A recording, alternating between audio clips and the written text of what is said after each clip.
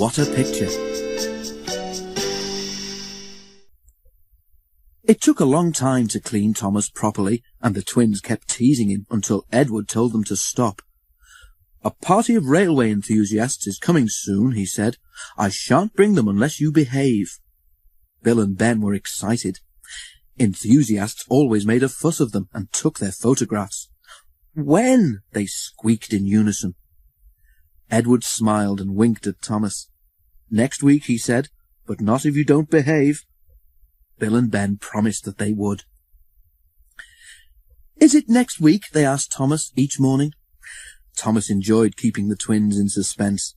"Next week never comes," he would answer mysteriously.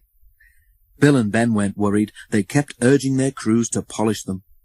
"What's the hurry?" they laughed. "The enthusiasts aren't going to eat their breakfasts off you, you know." "No," Bill whispered, "but they might if we were Thomas." The twins thought this a huge joke. It was lucky that Edward and Thomas weren't there to hear it. At last the day came, and the drivers and firemen agreed to give the engines an extra polish. They were sparkling when Thomas arrived with the special train. Many of the enthusiasts had notebooks, and almost all had cameras.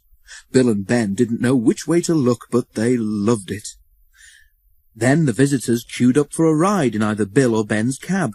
Their cabs were low, and several visitors forgot to duck, but they didn't seem to mind. The enthusiasts' visit was almost over when a shunter came running up. "A ship needs moving before the tide goes down," he said. "One of you see to it, please."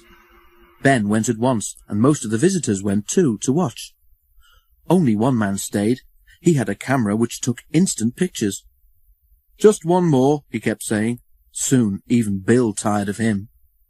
The photographer screwed his camera to a tripod and pointed it at Bill. "This is it," he chortled. "What a picture!" Ben's fireman ran up to them. "Ben needs help," he said. "The ship's going aground, and he can't move it on his own." "Right, Bill," said his driver. "We can't wait any longer." He turned a tap, and with a hiss and a roar, Bill vanished in a cloud of steam. At that moment, the photographer pressed the button.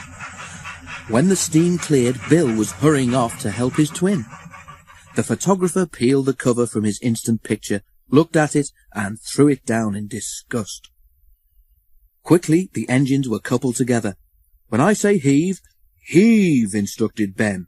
"1, 2, 3, heave!" Come on, puffed the engines. The cable tightened and stretched. At last, with a shudder, the ship slid off the mud and, towed by the engines, glided into deeper water. Bill's driver found the discarded photograph on the floor. All it showed was a cloud of steam with, very dimly, Bill's funnel at the top. He showed it to Bill. "What a picture," remarked Bill, to no one in particular.